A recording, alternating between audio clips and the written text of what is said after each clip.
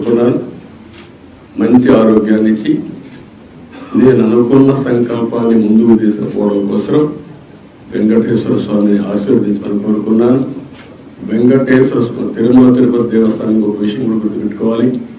తిరుమల ఒక పవిత్రమైన దివ్యక్షేత్రం. ఈ పవిత్రమైన దివ్యక్షేత్రాన్ని అపవిత్రం చేయడం భావ్యం కాదు. తెల్లవారుజామున 3 గంటలకు సుప్రభాత దర్శనానికి వస్తే వైకుంఠం అంటే మనకు తెలియదు, పుస్తకాలను చదువుతాం. వైకుంఠానికి పోవాలని కోరుకుంటాం చనిపోయిన తర్వాత. ఆ సమయంలో ఇక్కడికి వచ్చి వెంకటేశ్వర స్వామి దర్శనం చేసుకుంటే వైకుంఠంలో ఉన్న అనుభూతి మీకు కలుగుతుంది. నేను ఎన్నోసార్లు ఫీల్ అయ్యాను, ఇప్పుడు కూడా ఫీల్ అవుతున్నాను. అందుకే నేను ఇక్కడికి వచ్చినప్పుడు అన్ని విషయాలు మర్చిపోయి ఒక పవిత్రమైన భావంతో పోవాలి, ఒకే స్లోగన్ ఉండాలి. ఏడుకొండలవాడ వెంకటరమణ గోవింద గోవింద తప్ప, ఓం నమో వెంకటేశాయ తప్ప వేరే స్లోగనే ఉండకూడదు, వేరే వ్యక్తి జ్ఞాపకం రాకూడదు. ఆ పేరుతోనే మొత్తం ప్రక్షాళన చేస్తాం. మళ్ళీ భారతదేశం కాకుండా ప్రపంచం మొత్తం అభినందించే విధంగా ఈ టీడీపీని తీర్చిదిద్దామని తెలియజేసుకుంటూ మరొకసారి మీ సమస్యలు మళ్ళా సమయం వస్తుంది. నేను ఎప్పటికీ కూడా మాట్లాడతా అన్ని విషయాలు, ఎందుకంటే మళ్ళా నేను లైట్ కూడా క్యాచ్ చేస్తున్నానండి. Just a couple of questions. Sir, ప్రక్షాళన టీటీడీ నుంచి ప్రారంభమవుతున్నారు. టీడీపీ గవర్నమెంట్ వచ్చింది స్టేట్ లో, బట్ టీటీడీలో కనిష్ఠితి. The chairman has resigned, board has resigned, EO has gone on leave. Can we expect a rejig of complete TTD? No, what I am saying is only one day. Now matter is moving. Yesterday నేను sharing ఏం చేశాను.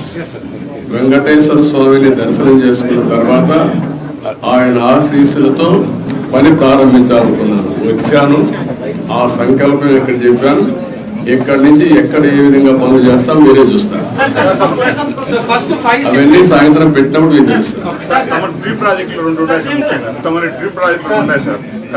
Vijayawada temple ఒకటి దాదాపు 150 కోట్లతో అది ఒకటే కాదు, చాలా ఉన్నాయి. అన్ని విషయాలు మాట్లాడదాం, అన్ని మాట్లాడదాం. అవన్నీ ఉన్నాయి.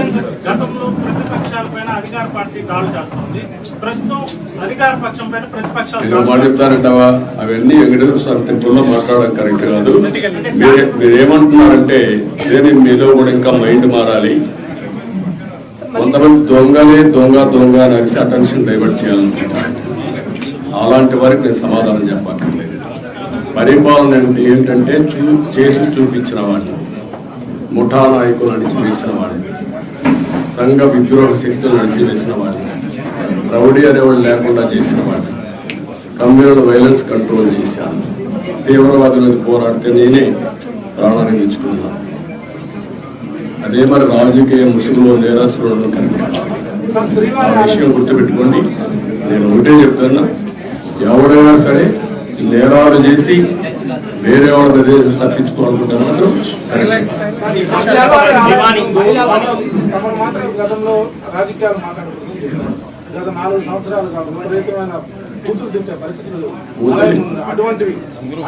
ఒకటే కాదమ్మా, నేను కూడా ఇక్కడికి వచ్చినప్పుడు ఓట్లు అడగడానికి కూడా వీలు లేని పరిస్థితి. ఎలక్షన్ అప్పుడు కడవప్పుడు నేను ఎప్పుడు రాజకీయం చేయలేదు. అలాంటివన్నీ చూసాం. అది ఒక పీడకలగా మిగిలిపోవాలని కోరుకుంటున్నాను. మీరు మాట్లాడిగారు కాబట్టి చెప్పాను, నేను అది కూడా చెప్పదలుచుకోలేదు. ఇక్కడ ఎవరైనా సరే నేరస్తులు నేరం వేరే వాళ్ళపైన వేయడానికి ముందుగానే ఎల్బీ క్రియేట్ చేయడం, అలాంటి మాత్రం నా దగ్గర జరగవు. Be clear. ఎవడైనా సరే నేరస్తుల్ని నేరస్తులుగానే చూస్తా. రాజకీయ ముసుగులో కూడా వీళ్ళు నేరాలు చేయాలని మనం కుదరదు. కమర్షియలైజ్ చేసే కదమ్మా, కమర్షియలైజ్ చేశారు. వెంకటేశ్వర స్వామి టెంపుల్కి వస్తానే కొండెక్కతానే ఏం కనపడాలి మీకు? పవిత్రమైన భావం రావాలి. ఈ పవిత్రమైన భావం రావాలంటే ఇక్కడ అడుగున ఆ పవిత్రమైన భావం రావాలంటే ఆ మూమెంట్ కనపడాలి, క్లియర్ గా ఉండాలి. భోజనం కూడా ప్రసాదం కూడా నీట్గా ఉండాలి, విపరీతమైన రేట్లు పెంచకూడదు. వెంకటేశ్వర స్వామి దగ్గరకు వస్తే దర్శనం బ్లాక్ మార్కెట్లో టికెట్లు అమ్ముకోకూడదు. ఒకప్పుడు మీరు గుర్తుపెట్టుకోవాలి, నేను ఇక్కడికి వస్తే ఎంత క్లీన్గా పరిశుభ్రాలు ఉండేటో చూశాను. నేను కొండపైన పెద్ద ఎత్తున గ్రీనరీ పెట్టి, పెద్ద ఎత్తున ఔషధాల ప్లాంట్స్ అన్ని పెట్టి ఇక్కడికి వస్తే లైఫ్ పెరగాలని ఆలోచించాను. అలాంటివన్నీ కూడా మీరు గుర్తుపెట్టుకోవాల్సింది. ఒక దివ్య క్షేత్రం చేయాలంటే ఆల్ ఆస్పెక్ట్స్లో కాన్సన్ట్రేట్ చేయాలి. అదే చేశాం.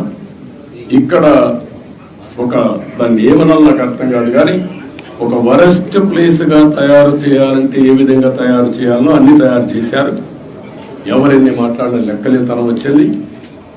గంజాయి, అన్ని మత ప్రచారం, లేకపోతే లిక్కర్, నాన్ వెజిటేరియన్, విచ్చలబెల్లితనం, ఇష్టానుసారంగా వీళ్ళ యొక్క పైరులకు కేంద్రంగా తయారైపోయింది. వెంకటేశ్వర స్వామిని ఊరూరు తిప్పేశారు. మీరు గుర్తుపెట్టుకోవాలి, దేశంలో ప్రతి ఒక్కరికి ఒక ఆలోచన ఉంటుంది. ఆలోచన ఏంటి? వెంకటేశ్వర స్వామి అంటే ఒక పవిత్రమైన భావం, దేవుని కృప కావాలి. అలాంటిది పెళ్ళిళ్ళు జరిగిన, పేరెంటాలు జరిగిన వెంకటేశ్వర స్వామిని తీసుకుపోయి పైరులు చేసుకోవడం ఏంటంటే ఇది విన్నారా ఎప్పుడన్నా? పట్టింది అంటే వెంకటేశ్వర స్వామిని మీ స్వార్థం కోసం అమ్మతారా? ఇష్టానుసారంగా పదవులు ఇచ్చుకుంటారా? మీరు పదవులు ఇచ్చేది ఎందుకు? ఆ పదవి ఇచ్చి ఆ పదవి ద్వారా మీ యొక్క కోర్టు కేసులు లేకపోతే మీ పనులు చేసుకోవడానికి ఎక్కడికి పోయారు మీరు? ఏమయ్యారు మీరు? అంటే వెంకటేశ్వర స్వామి, నేను ఎన్నోసార్లు చెప్పాను, గుర్తుపెట్టుకోవాలి మీరు మళ్ళీ ఒకసారి. వేరే దేవుళ్ళు నెక్స్ట్ జన్మంలో మీద పనిష్మెంట్ ఇస్తారా, కానీ వెంకటేశ్వర స్వామిని నేను చూసా.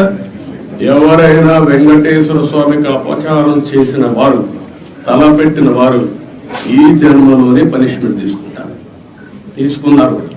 మీరు తిరుపతిలో కూడా చాలా ఇన్సిడెంట్ ఒకసారి లెక్కేసుకోండి. ఎవరైనా సరే, ఉద్యోగస్తులు కానీ బయట వాళ్ళు కానీ ఎవరైనా సరే, దేవునికి అపచారం చేసిన ప్రతి ఒక్కరూ శిక్ష అనుభవించారు. ఈ విషయాలు మీరు గుర్తుపెట్టుకోవాల్సిన అవసరం. ఎన్నో చేశారు. ఎర్రచందనాన్ని కూడా నేను గోడలో పెట్టాను, మీరు చూసుంటారు. గోడలు కూడా ఎర్రపోతా ఉంది. ఎర్రచందనం స్మగ్లర్కే సీట్ ఇస్తే ఏం మాట్లాడతారు? చట్టాలు కూడా ఒక చేతులకు అప్పచెప్పేస్తున్నా. చాలా ఉన్నాయండి, ఒకటి మాట్లాడడం కాదు, చాలా ప్రక్షాళన చేయాలి. ఇంకా వీళ్ళు డబ్బులు, రౌడీజం, దీంతోనే రాజకీయం చేయాలనుకుంటే ఏమీ జరగదు.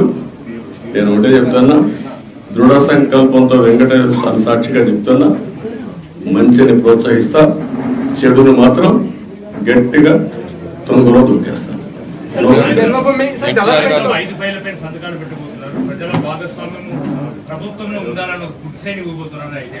చెప్తారు కదా, అన్ని చూస్తారు కదా, మీరు అన్ని చెప్పాల్సిన భోంచే ముందు రుచేందుకు కాదు. మీరు ఒకటే చెప్పా, 1.0 చూశారు, 2.0 చూశారు, 3.0 చూశారు, 4.0 వచ్చాను. ఇప్పుడు మీరు చూడబోతారు. ఇప్పుడు అందుకే అందరికి అప్పీల్ చేస్తున్న, ఆఫీసర్లు కూడా, ఎంప్లాయీస్ కూడా అప్పీల్ చేస్తున్నా, రాజకీయ కార్యకర్తలకు అప్పీల్ చేస్తున్నా. నష్టపోయాం, ఈ నష్టాన్ని రికవర్ చేసుకోవాలి. అందరూ కలిసి పనిచేద్దాం, ముందుకు వెళ్దాం.